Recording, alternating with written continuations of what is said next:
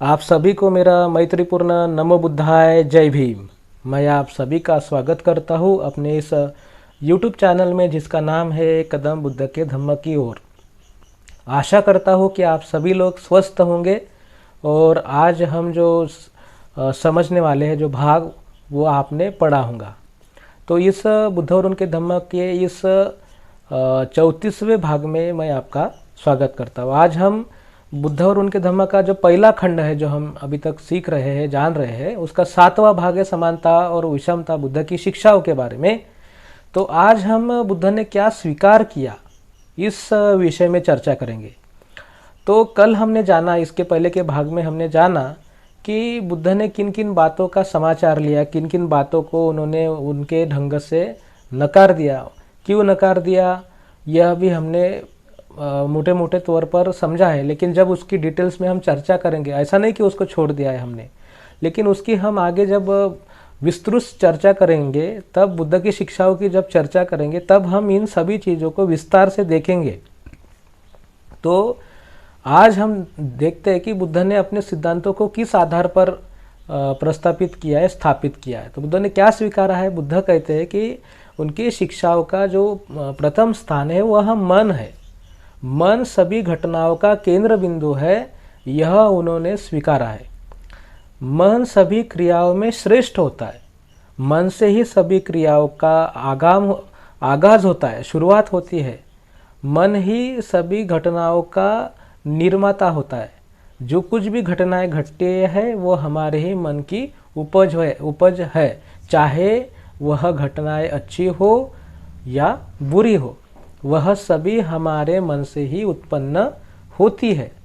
तो हमारे मन में जो कुछ भी, यानी वो पूर्वगामी होता है। मन किसी भी घटनाओं का जो होना है या घटित होना है वो मन से ही आरंभ हो जाता है। अगर मन अच्छी चीज़ों के लिए कोशिश करता है, अच्छे विचार करता है, तो अच्छी घटनाएं, अच्छे कर्म हम करते हैं। अगर वह बुरे विचार, बुरे घटनाओं के लिए विचार करता है तो बुरी कृति हम करते हैं। इसलिए मन की साधना होनी चाहिए। मन किस तरह से रहे यह सीखना चाहिए। इसको बोलते हैं मन की साधना। साधना करने यानी अभ्यास करना। जो कुछ हम करते हैं, लोग इंजीनियर बनने के लिए इंजीनियरिंग का अभ्यास करते हैं, डॉक्टर बनने के लिए डॉक्टरी का अभ्यास करते हैं, उसी प्रकार यह भी एक स्टडी है, साधना है, अभ्यास है मन का। तो यह पहली चीज है। दूसरी विशेषताएं बुद्ध ने जो बताई है उनकी शिक्षाओं में जो दिखती है हमें, वह विशेषता यह है कि हमारे मन से उपजी हुई जो कुछ भी अच्छी या बुरी घटनाएं है उसका हम बाहर से शिकार होते हैं। हमारे मन से उपजी हुई अच्छी या बुरी कोई भी घटनाएं हो उसका हम बाहर से शिकार होते हैं।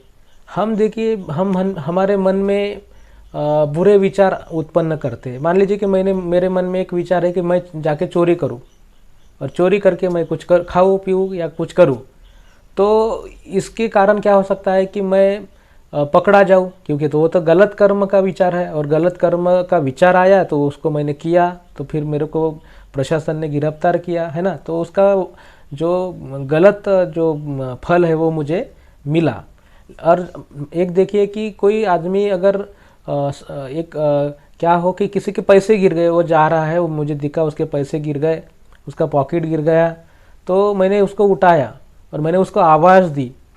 तो उसको आवाज़ दे के मैंने, मान लीजिए कि वो पॉकेट लौटा दिया, तो उसके जो चेहरे की खुशी जो है, और खुशी किस बात की, वो समझिए कि वो आदमी जो है वो बड़े ही अर्जेंट काम के लिए जा रहा होगा, कोई बड़े ही अर्जेंट डॉक्यूमेंट उसमें होंगे। तो ये ऐसी स्थिति में उसका जो मन है वह प्रफुल्लित हो गया। तो यह विचार अगर मेरे मन में चोरी का होता तो मैंने छीना होता तो अलग अलग समस्याएं फेस हो सकती थी, आ सकती थी। लेकिन मैंने अच्छा काम किया तो उस आदमी का भी अच्छा हो जाएगा, वह भी आदमी जो है एक केयरफुल व्यक्ति हो जाएगा, वह भी अपने अंदर में एक अच्छाई का विचार लाएगा कि ऐसी कुछ चीज़ होती है तो मुझे वो चीज़ नहीं लेनी है। अगर उस आदमी ने ली होती, मेरा पॉकेट जो गिरा था, तो मेरा इतना नुकसान हो सकता था। लेकिन मेरे सामने अगर किसी का पॉकेट गिर जाएगा अभी आगे, तो मुझे वो नहीं लेना है। इसकी अच्छी शिक्षा उसके मन को भी जाती है। तो इसीलिए जो है हम हमारे मन में जो विचार करते हैं, अच्छा हो या बुरा हो, तो वो हमें बाहर से वो भोगना पड़ता है उसका परिणाम। क्या हम मन से ही नहीं वो भोगते हैं? मन तो क्या है, क्रियाओं का एक संचय है। मन एक क्रियाओं का संचय है, मन कोई दूसरी बात नहीं है। अच्छी बातों से ये एक मन क्या होता है कि आपको एक अच्छा करना है। देखिए, मैंने एक कागज़ पे लिख लिया है कि मुझे सुबह उठना है, ऐसा ऐसा करना है, ये खाना है, ये पीना है, ये ऐसा सोचना है, ऐसा विचार करना है, इतने समय में ये करना है, ये करना है, वो करना है, ये करना है। मान लिया है कि नहीं, ये मैंने सोच लिया। अभी ये क्या हो गया, ये हो गया अपना एक चार्ट बन गया। तो ये चार्ट जो है वो अच्छा विचारों का चार्ट है। तो वो अच्छा विचारों का चार्ट है, तो वो अच्छा विचार एक क्या मन हो गया, वो भी क्या हो गया, मन हो गया हमारा। हमारा मन होगा तभी हम उस मन को मानेंगे। ये हमारे मन ने सोचा, हमारा मन नहीं होगा तो हम नहीं मानेंगे। तो वैसा ही ये अपना मन जो है ना, एक अलग अलग प्रकार का मन होता है। तो हर मन, व्यक्ति का जो मन है उसके स्थिति के, उसके मूड के आधार पे, समय के आधार पे जो है ना बदलते जाता है। तो यही बात है। तो मन कोई अलग ऐसी वस्तु नहीं है जो व्यक्ति को, यानी मान लीजिए ऐसा होता तो फिर तो कोई आदमी बुरा काम करता ही नहीं। अगर मन अच्छा होता, मन कोई अलग चीज़ होती व्यक्ति के विचारों के अलावा, तो व्यक्ति कभी बुरी बात नहीं करता, बुरा कर्म नहीं करता। लेकिन मन व्यक्ति के विचारों से ही निर्मित होता है। तो उसी के आधार पे वो खड़ा होता है। तो इसीलिए जो मन में विचार आते हैं, तो उसी के वो जो विचार है उसका जो परिणाम होता है वो हम कृति करते हैं। कृति की करने के बाद में उसका जो परिणाम होता है, तो वो परिणाम हमें बाहर से भोगना पड़ता है। उसका जो खामियाजा है या अच्छी बात है या बुरी बात है, वो हमें बाहर से यानी सामने से दिखाई देती है। तो यह सिद्धार्थ गौतम बुद्ध के विचारों की दूसरी विशेषताएं थी। तीसरी विशेषताएं क्या है उनकी वाली, कि बुरे कर्मों से दूर रहो। बुरे कर्मों से दूर रहो। जैसे मैंने अभी आपको समझाया कि अच्छा कर्म करोगे तो अच्छी श्रृंखला चालू होती है, अगर बुरा कर्म करते हो तो बुरी श्रृंखला चालू होती है। मान लीजिए कि आपने किसी के साथ में बुरा बर्ताव किया, तो बाद में वह व्यक्ति भी बुरा बर्ताव करेगा। तो इसी तरह संसार में अराजकता निर्माण हो जाती है। आपने किसी की चोरी कर ली तो बाद में कोई आपकी चोरी कर लेगा। तो इस तरह व्यक्ति में जो विकास करने की जो प्रक्रिया होती है, इच्छा शक्ति होती है, वो खत्म हो जाती है ना। और वह विकसित नहीं हो पाता, जिसको लिए हम इस संसार को विकसित होके जाना है। मैंने पहले भागों में ही बताया है कि हमें एक विकसित तौर पे जाना है। ऐसा नहीं कि हमें नष्ट होना है, हमें नष्ट नहीं होना है। हमें आगे के पीढ़ियों में अच्छे से अच्छे शिक्षाओं को लेके जाना है। तो इसीलिए बुद्ध ने क्या कहा है कि बुरे कर्मों से, बुरे विचारों से दूर रहिए। और चौथी उनके शिक्षाओं की विशेषताएं है कि धम्म जो है वो कोई किताबों में नहीं है, कोई ऐसे किताबों में किसी ऐसे लिखे में या कोई ऐसा सेंटेंस हो या किसी पत्थर पे उकेर दिया हो, स्तंभ पे उकेर दिया हो, है ना। और उसे पठन करने से, उसको सिर्फ याद करने से, उसका जाप करने से आपके जो कर्म है अच्छे हो जाएंगे, आपका कर्म का जो विपाक है, परिणाम है, वो दूर हो जाएगा। ऐसा नहीं होता।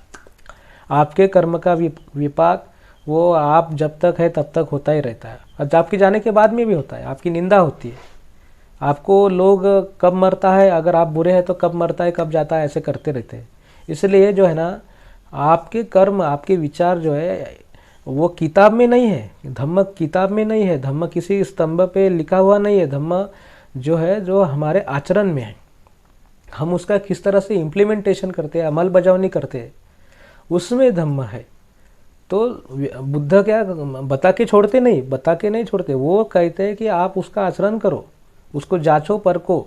आपको नहीं समझ में आता है ना, आपकी पहली चीज़, जब हम अष्टांगिक मार्ग समझेंगे तो हम उसके बारे में डिटेल्स में चर्चा करेंगे। आपकी पहली चीज़ क्या होनी चाहिए, जिज्ञासा। हमें हमारे आचरण का, हमारे सभी सिद्धांतों का पूरे से पूरा क्या करना चाहिए, जिज्ञासा से परीक्षण करना चाहिए। और परीक्षण करने के साथ में हमें यह भी सोचना चाहिए कि हम किस तरह से अच्छे व्यक्ति बने, अगर हम अच्छे व्यक्ति बनेंगे तभी तो अच्छा कर्म होगा, और अच्छे कर्म से अच्छी साइकिल बनेगी, और अच्छे साइकिल बनने से ही विश्व में शांति का उगम होता है, शांति की निर्मित होती है।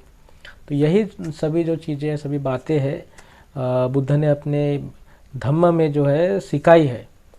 और मैं आशा करता हूँ कि ये सभी जो चीज़ें हैं मैं आपको विस्तार से सभी बताऊंगा, लेकिन एक पिछले भाग में मैंने एक छोटा सा, मुझे लगता है कि छूट गया होगा कि आप अगर ये सोचते हैं कि हम कहाँ से आए हैं, किस तरह कहाँ जाने वाले हैं, हमारे जीवन का क्या उद्देश्य है, यह सोचना धम्म का काम नहीं है। ये क्या है, ये हम आए हैं, तो हमें अभी क्या है, जीना है, तो हमें कैसे जीना है, यह धम्म का उद्देश्य है। तो मैं समझ सकता हूँ कि मैं ऐसा आशा करता हूँ कि आपको जो मैं आज जो हमने चीज़ें समझी है तो आपके समझ में ज़रूर आई होंगी। नहीं आई होंगी तो आप कमेंट्स में लिखिए, हम चर्चा कर सकते हैं उस विषय में। इस आई बटन पे क्लिक करके आप बाकी के वीडियोस देख सकते हैं। और आप सभी के को एक विनंती है, निवेदन है कि लाइक करिए वीडियोस को और शेयर करिए सभी आपके इष्ट स्वकीयों के साथ में, फैमिली के साथ में। और चैनल को सब्सक्राइब करिए, और जो एक मैसेज की जो बटन होते हैं वहाँ पे नोटिफिकेशन की, तो वो भी दबा दीजिए। इस तरह से बुद्ध और धम्म का प्रचार प्रसार करने में सहयोग प्रदान करिए। इसी के साथ में आप सभी के प्रति मंगल कामनाएं व्यक्त करता हूँ और अपने वाणी को देता हूँ विराम। नमो बुद्धाय, जय भीम।